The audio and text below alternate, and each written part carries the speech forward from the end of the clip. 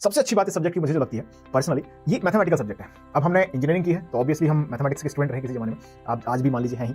तो डेफिनेटली जब चीज़ें मैथमेटिक्स से रिलेटेड होती हैं, जुड़ी हुई होती हैं, तो हमें और भी वो इंटरेस्टिंग लगती हैं।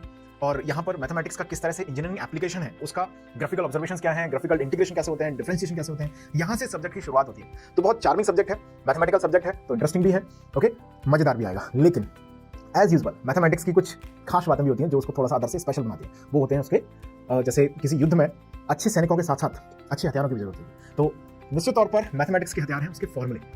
अगर आप अच्छे मैथमेटिशियंस हैं तो बहुत जरूरत है कि आपके पास जो फॉर्मूलेज हैं, एटलीस्ट जो बेसिक फॉर्मूलेज हैं, वो फिंगर टिप्स पर आपको होना चाहिए। हर फॉर्मूले को आप डिराइव नहीं कर सकते पेपर में। तो सिग्नल सिस्टम्स की एक बहुत ही महत्वपूर्ण बात यह है कि इसके अंदर जो फॉर्मूलेज हैं वो एक एक करके, जैसे आप सब्जेक्ट की शुरुआत करेंगे तो चैप्टर 1 से लेके आपको धुआंधार फॉर्मूले मिलने वाले, तो उनको भी हमें मद्देनजर रखना पड़ेगा। मतलब समय समय पर उन फॉर्मूलेज का रिवीजन करना पड़ेगा, उनको संज्ञान में लेके आना पड़ेगा, जिससे कि हम इस सब्जेक्ट को पूरी फीलिंग के साथ पूरे प्रॉपर वे में रिलेट करके सीख पाएंगे। ओके, तो चलिए, तो सबसे पहले हमने क्या बात की दोस्तों, आज हमने बात की यहाँ पर कि आपको शुरुआत से ही इस सब्जेक्ट को आप चाहें तो पढ़ सकते हैं, और ये सब्जेक्ट मैथमेटिकल टूल प्रोवाइड करेगा जिससे कि आप इंजीनियरिंग एप्लीकेशंस को अच्छी तरीके से समझ पाएंगे। तो जैसा मैंने बताया, इलेक्ट्रिकल के जो विद्यार्थी हैं उनको सम टाइम ये सब्जेक्ट थोड़ा सा, क्योंकि इलेक्ट्रॉनिक्स और इन सब से रिलेटेड है, तो हैवी लगता है। तो आप शुरुआत के लिए जो कोई दूसरे सब्जेक्ट है, कॉमन सब्जेक्ट जैसे डिजिटल हो गया, बहुत न्यूट्रल सब्जेक्ट, आसान सब्जेक्ट है, वहां से आप उसकी शुरुआत कर सकते हैं। ओके, बहुत ही सिस्टमैटिक वे में आप इसको पढ़ें, इंटरेस्टिंग सब्जेक्ट है। डे 1 से आप अटेंड करना शुरू करेंगे तो आप एंजॉय करेंगे इसको, और प्रॉपर सीक्वेंस में इसको आप फॉलो जरूर करें। बिल्कुल भी ऐसा ना करें कोई एक चैप्टर आपने स्किप कर दिया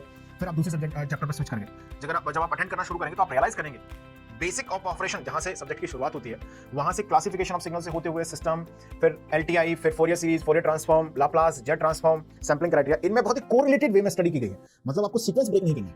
पहली चीज क्या ध्यान रखना है, सीक्वेंस ब्रेक नहीं होना चाहिए। मतलब एक ही सीक्वेंस में आपको प्रिपेयर करना है जिस सीक्वेंस में मैंने लेक्चर्स को वहां पर प्रोवाइड आपको किया है।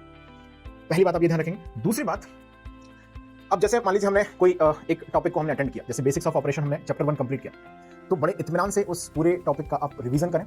ओके, मतलब उसमें एक सिस्टमैटिक लर्निंग आपकी डेवलप करें पहले। ओके, और ऐसा ये नहीं करना कि 2 महीने तक आपने बेसिक ऑफ ऑपरेशन पढ़ा है ना, फिर उसको लर्निंग कर रहे हैं उसकी अगले 1 महीने, ऐसा बिल्कुल नहीं करेंगे। थोड़ा सा फास्ट फॉरवर्ड जरूर रहेंगे, लेकिन एक सिस्टमैटिक वे में आप तैयार करेंगे सबसे पहले चैप्टर 1 को, क्योंकि चैप्टर 1 ऐसा चैप्टर है जिसको समझना बहुत जरूरी है एक सिग्नल्स एंड सिस्टम्स की कंप्लीट लैंग्वेज को अंडरस्टैंड करने के लिए। मतलब आपको पूरे सब्जेक्ट समझ में आए, उसके लिए जरूरी है कि चैप्टर 1 समझ में आए।